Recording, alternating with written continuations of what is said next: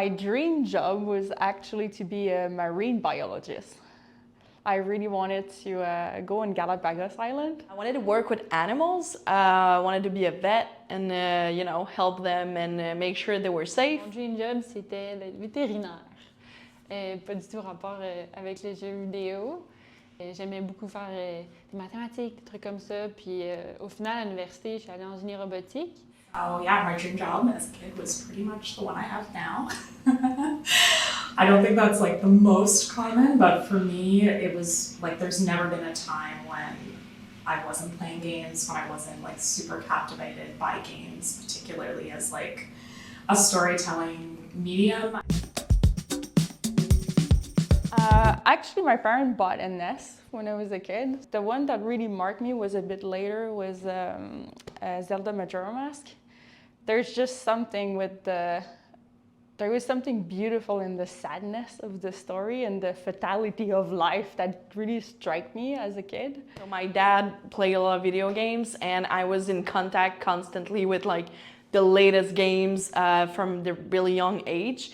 But I say the first one I can really remember is Earthworm Jim, which is like a worm that plays in space and shoots guns.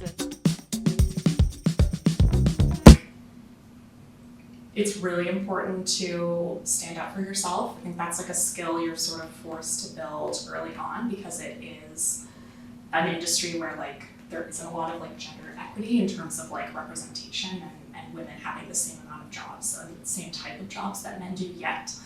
But I think more than that, when you're able to like hone the skill of like standing up for yourself into like standing up for other people and with other people when you see something happening that isn't totally fair, that's when you can really evoke change in like a smaller way in like a corporate culture. And I think that's super, super important. The most important thing that I learned is to stay true to your aspiration and to never let anyone diminish your value, to persevere, just to keep going forward. It's super important because when you persevere, you eventually carve out your space. La chose la plus importante que j'ai appris en tant que femme dans ma carrière, c'est d'avoir confiance en soi. I think it would be to not be a quota anymore. I think it would be so that a lot of young girls can know that they can work in video games, that it's not only for the boys. It would be truly remarkable that company woke up to the reality that treating people differently according to the gender is just unacceptable. I think that I do have a lot of hope for women in the games industry as a whole. I've just worked with so many amazing women that I know like we're really just getting started in terms of what we can do in this industry and like the amount of innovation that we have to contribute.